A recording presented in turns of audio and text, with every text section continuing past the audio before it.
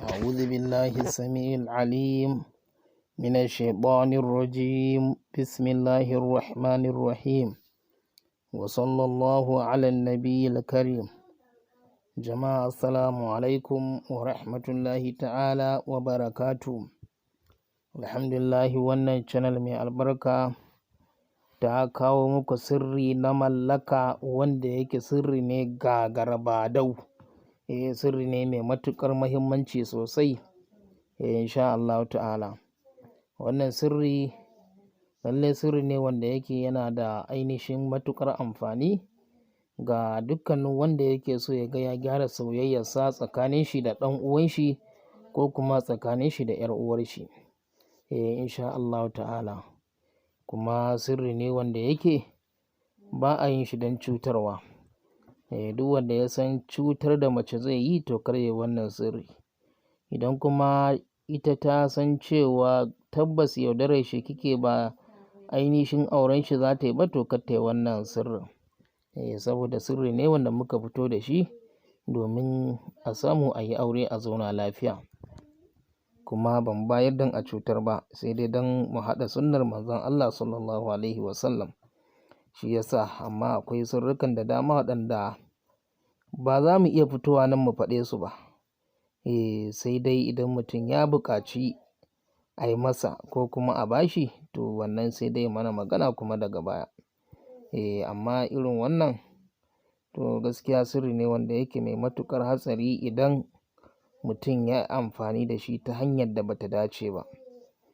Saboda ainihin wanda aka yi wa wannan sirrin to zai zama ya kamu ne sosai da soyayyar wanda ya masa. Saboda haka a ji tsoron Allah, kar a yi abin domin cutarwa. Idan Allah ya sa wannan ne zuwanka na farko wannan channel mai albarka, ka daure ka danna mana subscribe da kuma ƙararrawar sanarwa domin samun sauran sirrikanmu idan mun ɗora insha Allah.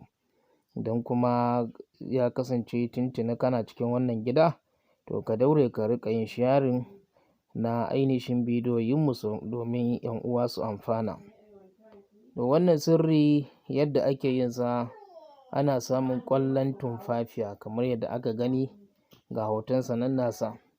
Idan aka samu ainihin ƙwallon tumfafiya guda ɗaya ake samu.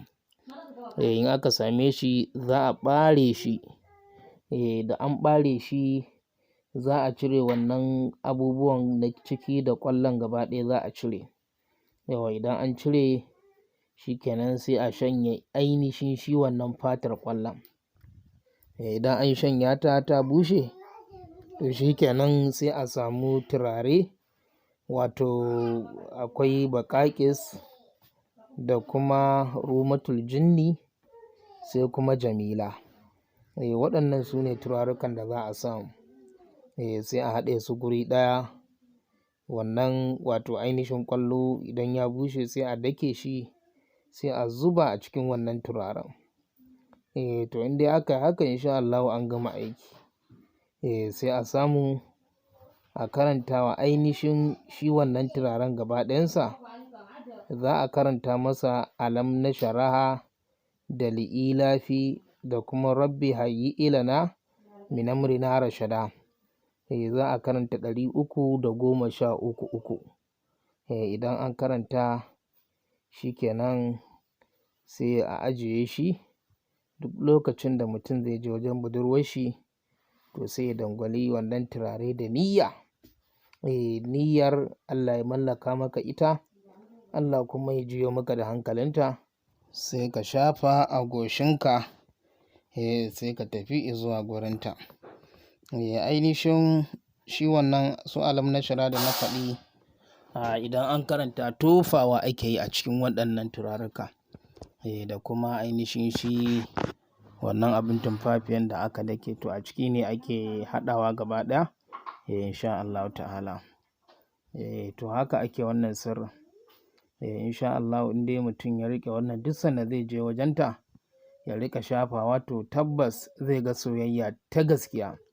Insha Allah za ta rikice, amma don Allah kar a je da daddare. Ƙwarai da gaske, saboda mutanen da muke ba su duk wanda za mu ba, tunda muna yin haɗaɗɗe, to muna yin wato gargaɗin kar mutum yadda ya je da daddare, saboda gaskiya ana samun matsala sosai a wajen zuwa da daddare. Ƙwarai da gaske. Sannan mutum ko da kasuwa yake, to shi ma yana da kyau a ce ya riƙa sawa domin dai neman jama'a. Abu ne dai wanda yana abubuwa sosai gaskiya sosai da sosai. Insha Allahu kuma muna ganin zai amfani jama'a, shi yasa muka ce bari mu fito da shi mu yi wa mutane bayani insha Allahu ta'ala. Wanda kuma Allah ya sa suke cikin Najeriya da kuma maƙotanmu su Nijar da inda dai suke da damar da za a iya aika musu, to za su iya yin magana insha Allahu, sai su fanshi ainihin haɗaɗɗensa. Allah ya taimake mu, Allah ya mana jagora, Allah kuma ya biya dukkanin buƙatunmu, Allah ya riƙo da hannayenmu. Alhamdulillah, masha Allah.